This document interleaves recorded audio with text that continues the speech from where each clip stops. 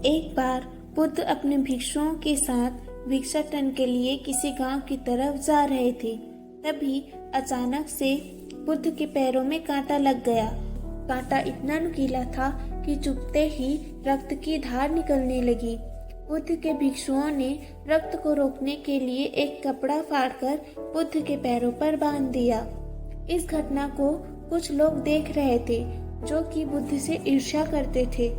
उन्होंने बुद्ध से कहा कि हम तो तुम्हें परम ज्ञानी समझते थे, लेकिन दर्द को तुम भी सहन नहीं कर सकते हो।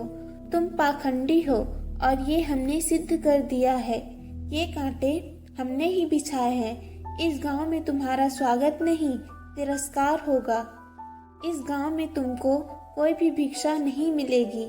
बुद्ध ने उन लोगों से अनुरोध किया कि कृपया मुझे इस गांव से भिक्षा लेने दो।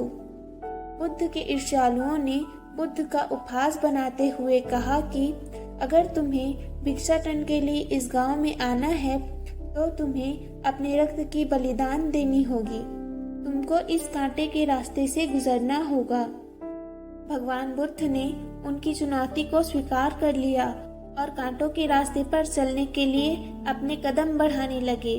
बुद्ध मुस्कुराते हुए कांटों पर चलने लगे। बुद्ध के साहस को देखकर गांव वाले चकित रह गए। कुछ लोगों की आंखें फटी की फटी रह गई। गांव वाले सोचने लगे कि बुद्ध भिक्षा के लिए दूसरे गांव भी जा सकते थे, तो फिर कांटों पर चलकर क्या साबित करना चाहते हैं। गांव वाले बुद्ध के संदेश को इतनी जल्दी नहीं समझ पाए। यहाँ पर बात भिक्षा की नहीं बल्कि जीवन को बदलने की थी। गांव वालों की भीड़ में एक सुमित नाम का युवक था जो बुद्ध पर हो रहे अत्याचार को देखकर द्रवित हो गया। सुमित दौड़ कर गया और बुद्ध के पैरों के सामने से कांटों को हटाने लगा। बुद्ध के ईर्ष्यालु सुमित को रोकने लगे और गांव से दाना पानी न देने की धमकी देने लगे। सुमित ने किसी की न सुनी और कांटों को हटाते हुए बोला, हे भगवान, आप इन मुट्ठी भर लोगों को अपने आप को कष्ट देने मत दीजिए।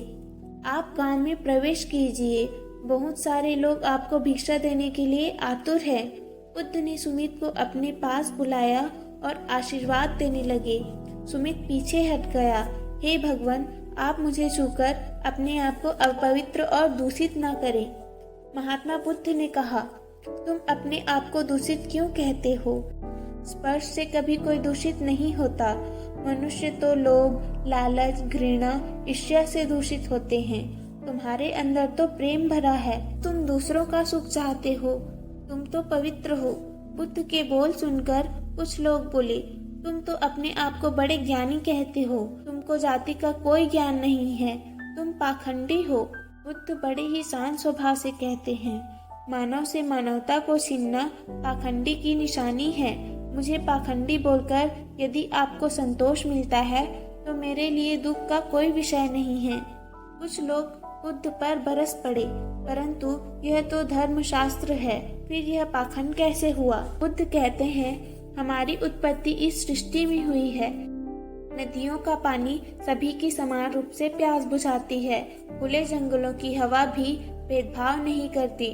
खुला आसमान हमारे पिता के समान हमारी परवरिश करता है। सृष्टिकर्ता ने भी कोई भेदभाव नहीं किया है। फिर हम इंसान कौन होते हैं भेदभाव करने वाले? मानव मानव में ही भेद करके अपने संबंधों को बिगाड़ता है। बुद्ध के वचन के बाद कुछ लोग कहते हैं, अगर आप इतना ही कहते हैं तो सुमित को अपना भिक्षु क्यों नहीं बना लेते? बुद्ध ने कहा कि अच्छा सुझाव है। अगर सुमित तुम चाहते हो तो तुम मेरा भिक्षु बन सकते हो।